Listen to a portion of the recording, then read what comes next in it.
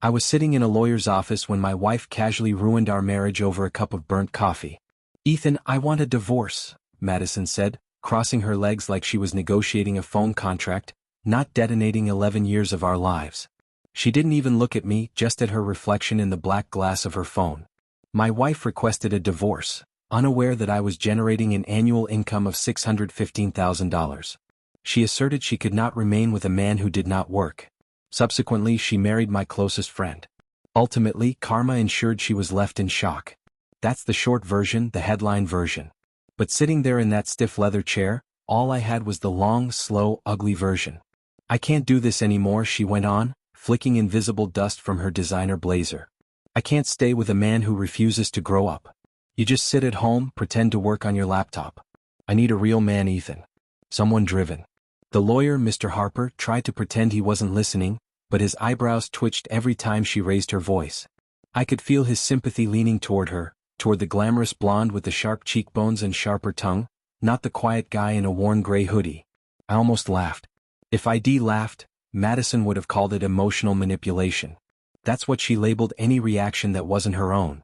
Instead, I just asked, "You sure you want to do this today?" She rolled her eyes. "Don't start with your sentimental nonsense." "Yes, I'm done. I already moved most of my things out this morning." That hit me harder than the word divorce. She gutted our home before I even had a chance to say good morning. "Madison," I said slowly, "you cleared the closet before you told me you're leaving?" "It's called planning," she snapped. "Something you clearly don't understand. Harper, can we get to the documents? I have a dinner tonight." Of course she did. You know that moment when your brain is split in two? One part is bleeding. The other part is taking notes. The bleeding part of me wanted to scream. The note-taking part was quietly stacking facts like bricks. She moved out before telling me. She booked a lawyer before talking to me. She has a dinner on the same day she drops the bomb. Nobody moves chess pieces like that overnight. This wasn't a decision. It was a coordinated exit strategy. Mr. Harper cleared his throat and slid a stack of papers across the table. "Mr. Cole, you'll see the proposed distribution here. Mrs. Cole has agreed to waive any claim to future earnings in exchange for future earnings." Madison cut in with a little laugh. "There won't be any. He doesn't work." That one stung. Not because it was true, but because she truly believed it. She had no idea that the little software thing I'd been building for 3 years was acquired 6 months ago. She never asked why strangers kept emailing me with words like congratulations and game changer. She just saw me at home in sweatpants and filed me under loser. The company that bought my app paid in installments.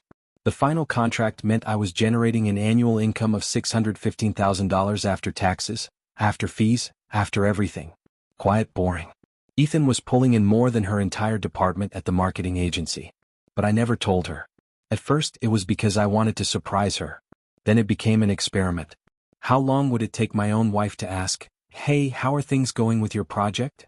Months passed. She never did. What she did ask almost daily was, "Did you at least apply for a real job today?" Sitting in that office, I realized something.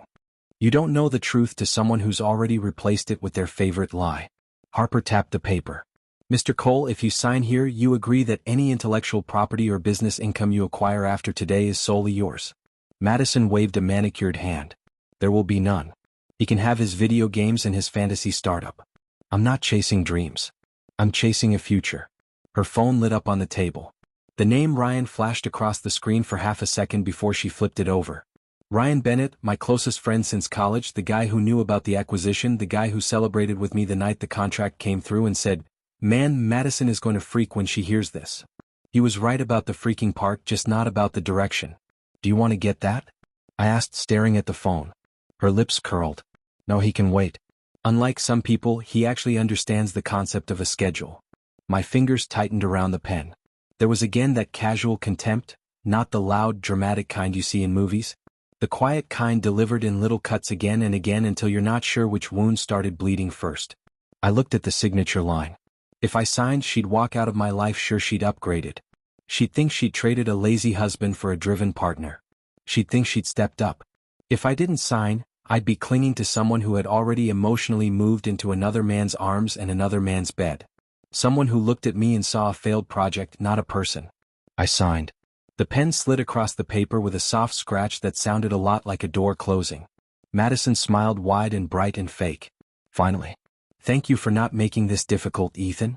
I was genuinely worried you'd have one of your dramatic episodes. Her dramatic episodes meant any moment I behaved like a human being instead of a doormat. I slipped my copy of the agreement into my folder. You're welcome, I said. My voice was calm. Too calm. Even she noticed. Her eyes narrowed. What's with the new Zen attitude? You're not going to beg, argue, nothing. I stood up and pushed in my chair. You're getting exactly what you want, Madison. Why would I argue with that? For a second I saw something flicker in her eyes. Uncertainty, maybe. Then her phone buzzed again and that flicker died. Good luck, Ethan, she said. I honestly hope you find whatever it is you're looking for. I already did, I said quietly. You just walked away from it. She didn't understand. Not yet. As I left the office, I dialed a number I knew by heart. My financial advisor, Paul. He picked up on the second ring. Ethan. Hey, everything okay? I glanced back through the glass door. Madison was laughing at something on her phone, head tilted, perfect hair catching the light. Yeah, I said. I just signed the divorce papers. Go ahead and move the next payment into the main account. All of it. There was a pause. All of it? That's a big jump in visible income. Are you sure? Oh, I said, watching my soon-to-be ex-wife smile at her screen like a teenager. I'm very sure. That was the moment the story truly started. The moment my unemployed self quietly stepped into a different kind of power and Madison unknowingly walked straight toward the kind of karma that doesn't send warnings. People think betrayal announces itself with fireworks, lipstick stains, or suspicious perfumes.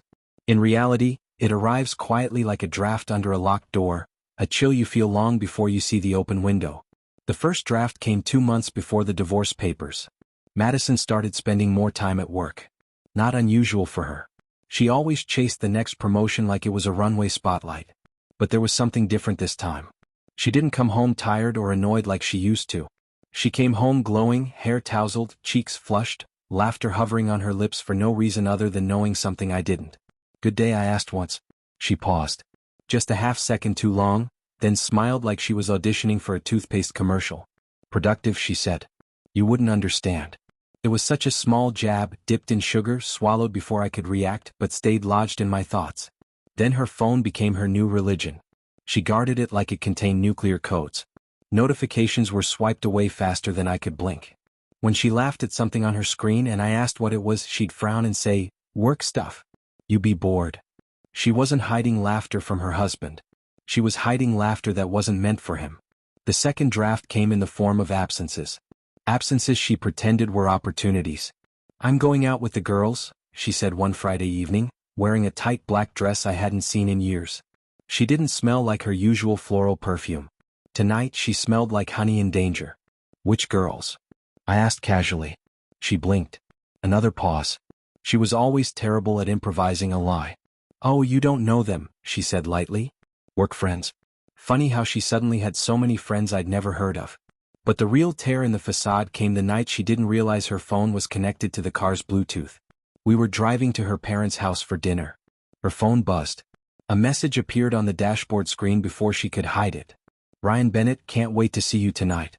Not talk to you, not meet you, see you. A sentence that carries weight. A sentence that has eyes. Madison slammed her hand over the console like she could push the text back into the phone. That's not what it looks like. She snapped instantly, which was interesting because I never asked what it looked like. The rest of that drive was silent except for my heartbeat. Steady like a judge waiting for a confession. That night I didn't sleep. I stared at the ceiling, letting puzzle pieces flip into place. Ryan, my best friend. The guy who spent years in my house drinking my beer, slapping my back, telling me Madison was a catch I had to protect. Protect her from what? Honesty. The worst part is that betrayal rarely feels like fire. Feels like water. It soaks in. It warps everything you thought was solid. The next morning I decided to test something. Madison, I said while she gulped her overpriced almond mocha. Ryan texted yesterday. Her hand jerked. Just a twitch, but it was enough. What did he say? She asked, trying too hard to sound casual. He wants to help me with the coding project again. Her shoulders relaxed with visible relief. She thought I hadn't seen anything. But I saw something else that morning, an answer to a question I didn't know I'd been asking. She wasn't falling out of love with me. She was falling in something with someone else. And now I was no longer her husband. I was her transition. Do you know what hurts most? Not the betrayal itself. It's realizing someone rehearsed a future without you while still using your present. Madison thought she was clever. She thought her lies were too elegant to trace. But lies are like hairline cracks in glass. They always spread. The only question was how far they would go before the whole thing shattered. And I was done waiting for it to break on its own. The night I confronted Madison wasn't planned. There was no dramatic soundtrack, no lightning bolts splitting the sky, just the quiet hum of our refrigerator and the sound of her heels clicking through the hallway like gunshots. She came home past midnight, smelling like a cocktail of designer cologne and manufactured confidence. Her lipstick was smudged, her hair slightly messy, not in a chaotic way, but in the way someone looks when they've been admired by hands that aren't supposed to touch them. "Long night with the girls?" I asked, leaning against the kitchen counter. She froze, not shocked, just annoyed like I was an unexpected pop-up window. She wanted to click away. "Don't start, Ethan," she sighed, tossing her purse onto the marble countertop. "I'm exhausted." "You usually get tired after a good presentation," I asked, letting the implication hang between us like smoke. Her head snapped toward me. "What's that supposed to mean?" "Oh, I don't know," I said. "Maybe I'm confused. I thought work meetings didn't involve men named Ryan." Her pupils widened by a fraction. "Betrayal doesn't panic. It calculates." "You're being paranoid," she said quickly. Too quickly. "Ryan is a coworker, a friend. You always twist everything into something dramatic." There was her favorite move. Invalidate, deflect, attack. I walked slowly over to the dining table and placed my phone face up. I didn't need evidence, but I had it. Screenshots of messages Ryan accidentally sent me instead of her. Thinking my contact was hers. He called me Mad. Short for Madison. Idiots always slip. I tapped the screen. Her messages glowed like burning coals. "Ryan, last night was unforgettable. Same time tomorrow. Madison, you know I can't resist you." Madison stared at the screen, then laughed. "Well," she said, shrugging. "At least now you know. At least now you know." No apology, no fear, no regret, just entitlement wrapped in lipstick. "You cheated on me with my best friend," I whispered. She rolled her eyes. "Oh, please. That friendship died a long time ago." "Funny," I said. "I didn't get the memo." She stepped closer, arms crossed, voice dripping with venom. "You think I want to grow old with a man who hides behind a computer like a scared little boy? Ryan knows how to live. He has ambition. He has drive. You have potential, which is just a polite word for nothing real." Her words were scalpels. Precise, intentional. "You loved me once," I said. She smirked. "I love who I thought you were, but you stopped trying, Ethan. You became boring. Predictable, safe. I outgrew you." "Outgrew me," I repeated, stunned. "You didn't outgrow me. You replaced me." She shrugged. "Same thing." In that moment, I realized something chilling. Madison wasn't defending her betrayal. She believed it was justified. "Why didn't you just leave?" I asked. "Why drag this out?" She tilted her head and smiled, an expression sweet enough to rot teeth. "Because I like the stability while I look for something better." My chest tightened. She didn't cheat because she lacked affection. She cheated because she lacked patience. I wasn't a husband. I was a placeholder until a shinier option appeared. I took a slow breath. "Thank you." She blinked. "For what?" "For finally telling me who you are." Her smile slipped for the first time. Then came the venom. "You'll regret this attitude when your fantasy world collapses. Ryan is going somewhere. You're stuck."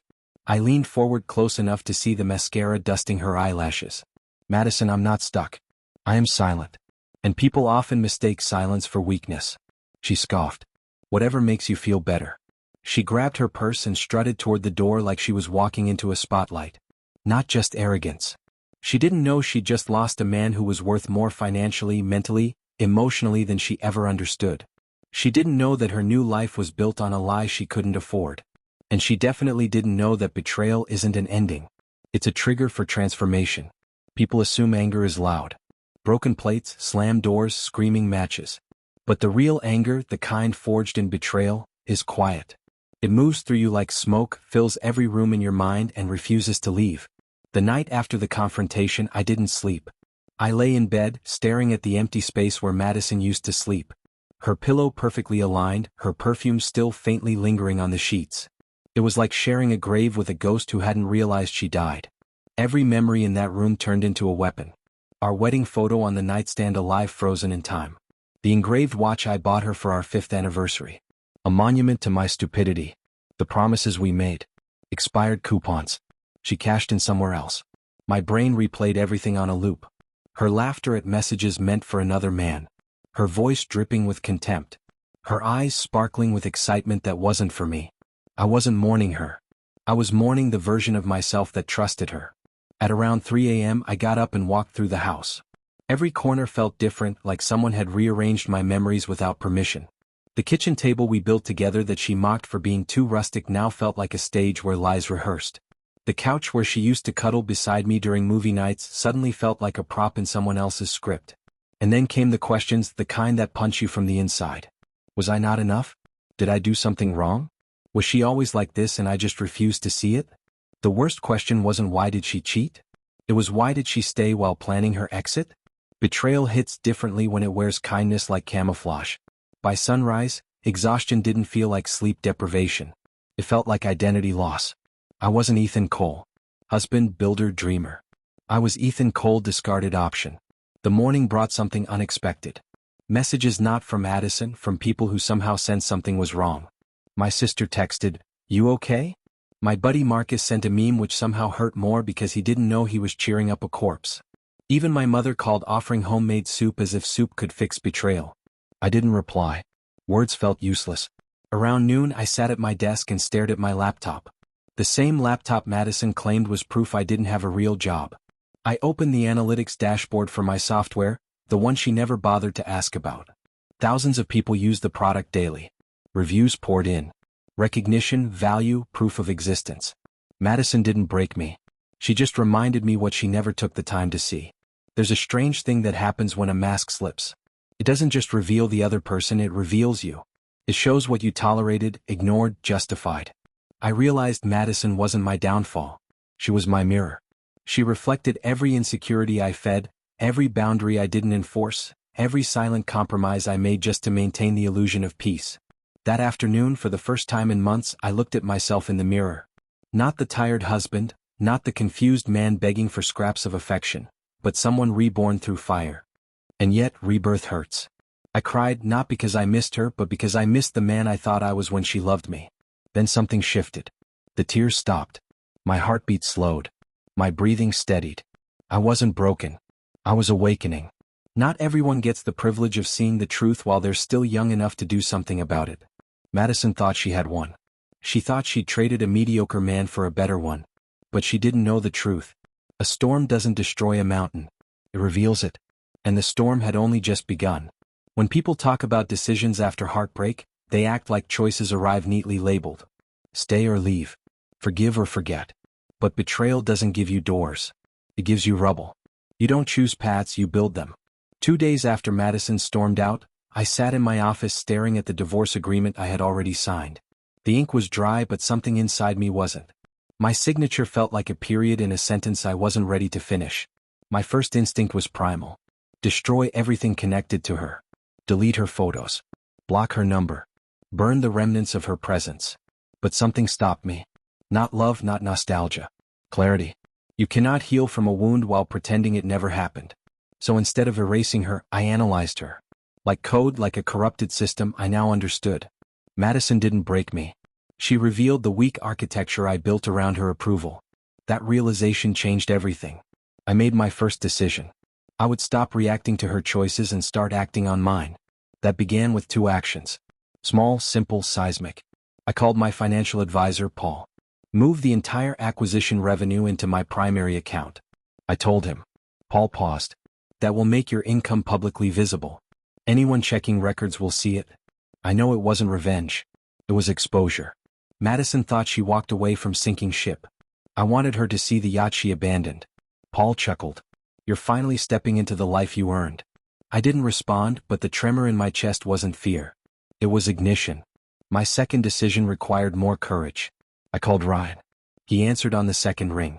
His voice annoyingly cheerful. Hey man. Long time. Save it. I said. I know. Silence, not confusion, recognition. Guilt doesn't ask questions. It hides and pauses. How long? I asked calmly. He exhaled. Then how long? 8 months, he muttered. 8 months, 8 months of dinners, beers, game nights. While he was rehearsing intimacy with my wife behind my back, the man I trusted with my secrets who told me my dreams were valid. 8 months of smiling at me while erasing me. My voice didn't crack, it sharpened. You had access to the acquisition documents, didn't you? You knew how much I was making. Another pause. Longer, smaller. She told me you'd never make it real, he whispered. She said the app was a fantasy. Oh, there it was. Not love, not passion, not soulmates. Mutual convenience. Two people united by inferiority. Hers is emotional, his professional. Ryan didn't steal my wife. He borrowed my validation. And Madison didn't seek a better man. She sought a weaker one. I hope she was worth losing everything, I said. He tried to speak, but I ended the call. I didn't slam the phone. Closure doesn't need volume. Then came the real test, my final decision. Would I fight for my old life or build a new one? I walked through my house touching objects I once assumed were permanent. Nothing felt like mine anymore. Not because Madison took ownership, but because I surrendered authorship. That ended today. I opened my laptop and drafted a letter. Not to Madison, not to Ryan, to myself. It wasn't poetic. It wasn't inspirational. It was a contract, a declaration. I will no longer negotiate my worth with people too bankrupt to afford honesty. I signed it and something shifted inside me. Not rage, not sorrow, direction. The next morning, I walked into the courthouse and filed the final documents myself. The clerk stamped the paperwork, oblivious to the significance of that sound. It wasn't the end of a marriage. It was the end of permission. Madison once said, I had potential. The insult she dressed as a compliment, but she never understood one thing. Potential is not a promise. It is a fuse. And mine had finally been lit. Consequences don't always roar through the front door. Sometimes they arrive quietly, like unwanted house guests who unpack in the living room and refuse to leave. Madison believed consequences were myths. Fairy tales told to children who didn't listen. She was about to learn otherwise. It started with a message, short, sharp, shocking. Ryan Bennett has been terminated. I stared at the email, blinking. Ryan wasn't just fired. He was erased, stripped from his system like a corrupted file. The reason? Misuse of corporate access. The same access he used to look into my financial acquisition. Madison once said Ryan had ambition. Turns out ambition without intelligence is just vandalism. Word spread fast. Ryan tried to spin it, claiming misunderstandings and jealous coworkers. But the truth doesn't negotiate, especially when HR has logs, timestamps, and a digital trail thick enough to choke him. In under 12 hours, the man who whispered he was trading up was now unemployed, friendless, and my personal favorite. Blocked from every corporate hiring pipeline in the state. Karma didn't knock. It breakdanced into his life. But Ryan wasn't the star of this chapter. Madison was. 2 days later, I was in a cafe downtown. My first time treating myself to breakfast in months when she walked in. Her hair was a mess of panic curls. Her smile was cracked glass. She hadn't seen me yet, so I watched. People reveal themselves most when they believe no one is looking. She scanned the room like someone expecting applause that never came. Once Madison entered every place like gravity bent toward her. Not today. A second later, her phone buzzed. She read something and her face drained of color. Curiosity got the better of me. I discreetly watched as she whispered, "No, no, no, no," and sank into a chair. The barista, oblivious, asked for her order. Madison snapped. "I don't have time." Stress turns arrogance feral. I knew that tone. I lived under it for years. Part of me wanted to walk out. The other part, the part that once begged for closure, remained seated. She finally noticed me. Her eyes widened. Shame flickered, then vanished beneath entitlement, the shield she always wore. Ethan. Her voice slid across the room, pretending familiarity. "We should talk." I took a slow sip of my coffee. "About what?" She hesitated. Madison never hesitated. It looked unnatural on her, like a crack in a statue. "You knew about the income," she said. Not a question, a confession. "I did." "You let me leave?" She accused. "No, I let you reveal yourself." She flinched. "Not physically." Madison never gave anyone that satisfaction, but internally. You can feel when truth lands. She crossed her arms. "Ryan lost his job because of you." I raised an eyebrow. Ryan lost his job because he tried to access private financial records he wasn't authorized to see. His downfall was ambition without permission. He built his future on theft, not talent. She opened her mouth. Closed it. The truth had never been her strongest language. "You could have told me," she whispered.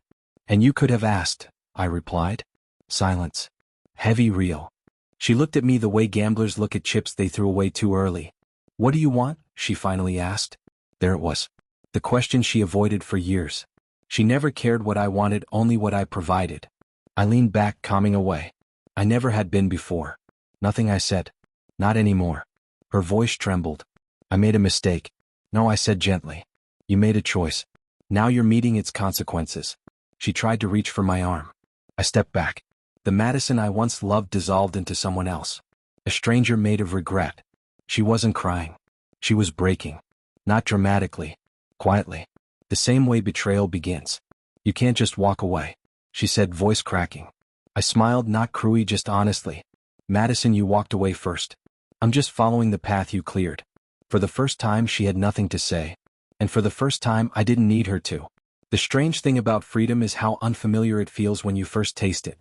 You spend so long trying to keep something together that when it finally breaks, you don't know what to do with the space it leaves behind. That space became my new reality. After the cafe incident with Madison, I expected myself to collapse emotionally, maybe spiral, question everything, crave closure I didn't get. But instead, something else happened. I exhaled. For the first time in years, I wasn't bracing for her criticism, calculating her moods, or shrinking my dreams to fit inside her version of acceptable. I woke up the next morning and didn't feel the weight of another person's disappointment pressing on my spine. It felt illegal. Still, my mind wasn't done replaying the past. Betrayal lingers not because of what happened but because of what you allowed. I wasn't a victim. I was a participant in my own neglect. That truth burned, but fire also purifies.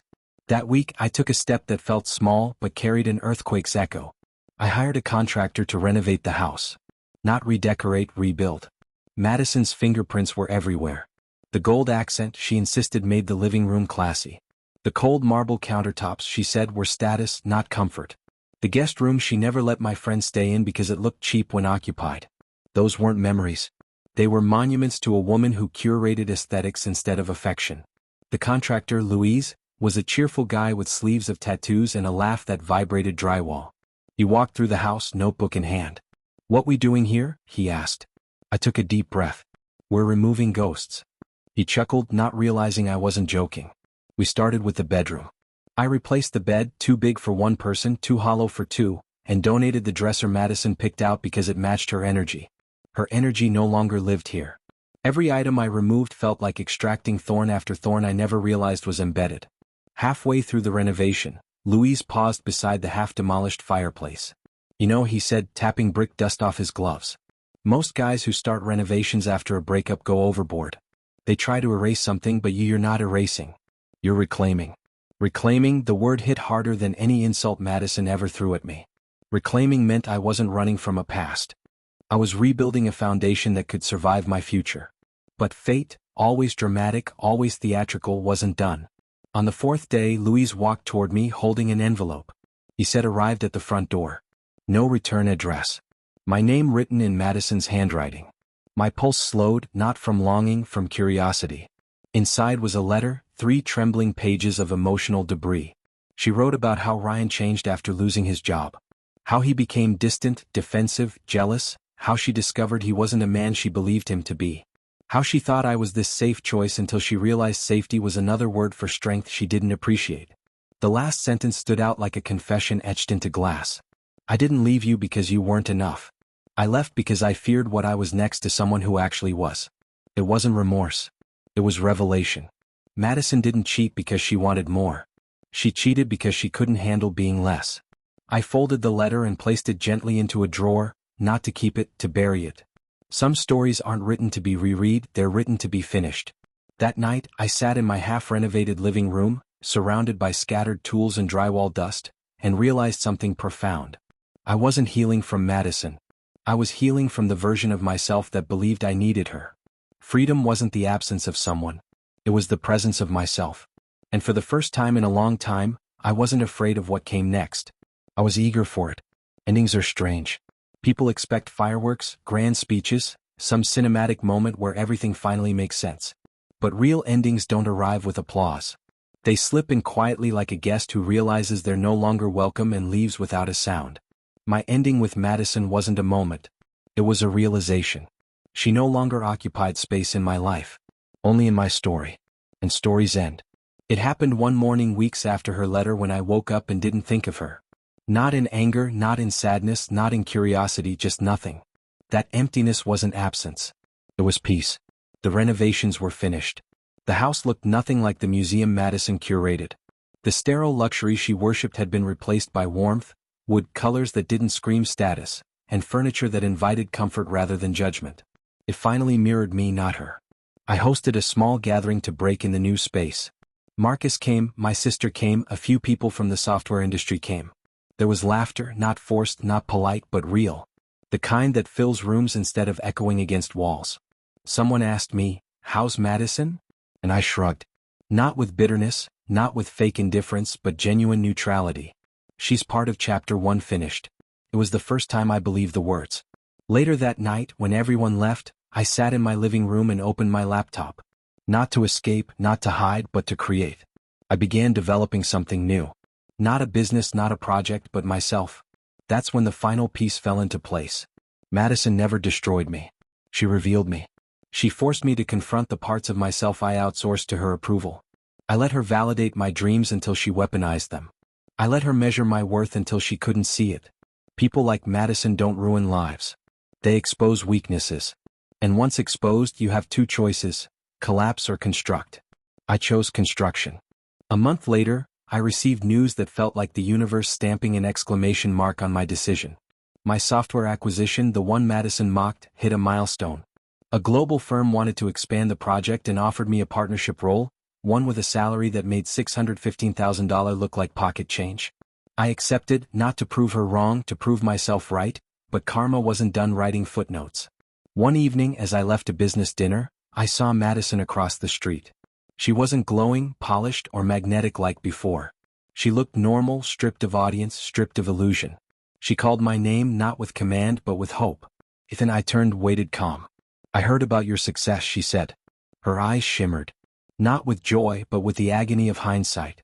"I'm happy for you," she added. For the first time, her voice didn't carry entitlement. It carried something she'd never shown me before.